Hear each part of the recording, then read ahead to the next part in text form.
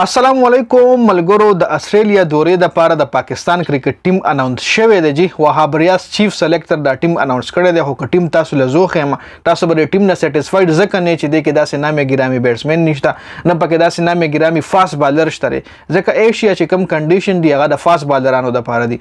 الته سپین بالر ډیر کم چلیږي نو فاست بالر به په سکواډ کې داسې بالر ساتي چې تعالی وکټ واخلي. نو په دې سکواډ کې صرف شاهین افریدي د شاهین افریدي نه علاوه حارث رؤف نشته. خو په ورلد کپ کې هم تاسو فهم کتلو نسیم شاه پکې نشته. نوی بالران دای سره کړي هم د قائد اعظم ټرافي چې کوم پاکستان کې وشو دا غي نه د کلاډیان نو چت کړي چې هغه پرفارمنس کړی دی نو غیر او چت کړي د استرالیا کنډیشن لپاره.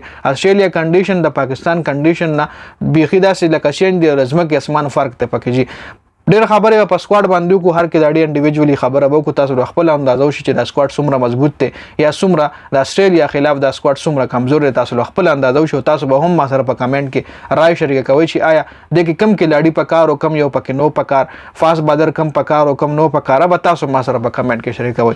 سکواډ وګورئ شان مسعود کپتان دی د سکواډ تاسو له معلومه را کپتان الریډي چین شوی دی. عامر جمال فاست بالر دی.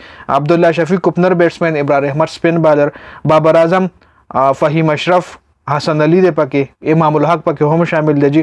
خرم شهزاد اور میر حمزه، عامر جمال اور دین علاوه بل سایم ایوب چې کوم لري د قائد اعظم ټرافي په پرفارمنس باندې د سکواډ کې ورچولي. تاسو لهکاري خرم شهزاد دا هم بالر دی، میر حمزه هم بالر دی، محمد رضوان وکټ کیپر بیټسمن، محمد وسیم جونیئر شو، نعمان علی، سایم ایوب، سلمان علی آغا، سرفراز احمد پکې شامل شوی دی. دا خبره ده.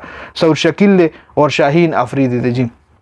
دی کوم فاست بالران وګورو نو خامخا حسن علی سره به شاهین افریدی به حسن علی به اور بل دریم فاست بالر میر حمزه یا عامر جمال لکه اور وسیم جونیئر دا ور سره فاست بالران دي. نو وسیم جونیئر به خامخا گیم کې کیږي نو بیا عامر جمال اور میر حمزه د سره چایته چونکه په کار خو چې نسیم شاه هم انکلود شوی د ما خیال هغه ریکور شوی دومره به انجری دا غخ کار نه چې هغه مطلب د سکواډ کې نو شاملول پکار یا غلط تر اوسه پورې ریسټ ته خو پکار و چې سلیکټ شوی او په سکواډ کې او ټیم سره تلو په بنچ ته ناسو خو چې ټیم سره تلو مطلب په د سکواډ کې ورچول پکارو خو بیا هم نه دی ورچولې زموږ نه خپ ویږي چې وهاب ریاض چیف سلیکټر دی غدا سکواډ سلیکټ کړی دی د شان مسعود په مشوره باندې اور نور هم تاسو له معلومه را محمد حفیظ هم بورډ کې دوه درې هدي ایشتلې دي.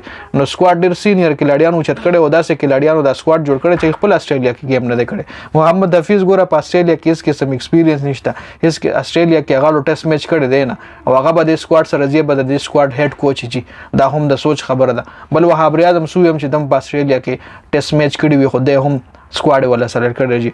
اوس تاسو وایي چې دا سکواډ بیلنس سکواډ دی. د سکواډ سره پاکستان د استرالیا نه په استرالیا کې میچ ګټلی شي. تاسو وایي په رائے ما سره په کمنټ کې شریک کړئ. مال خو نه لګي ځکه استرالیا چې کم فارم روان دی او دا غي چې بیا په خپل ګراوند باندې کم گیم ای کوي نو مال نه لګي چې دا سکواډ دا غي نه میچ وګټي. نو تاسو ما سره په کمنټ کې رائے شریک کړئ. ډیر زیاته مننه والسلام.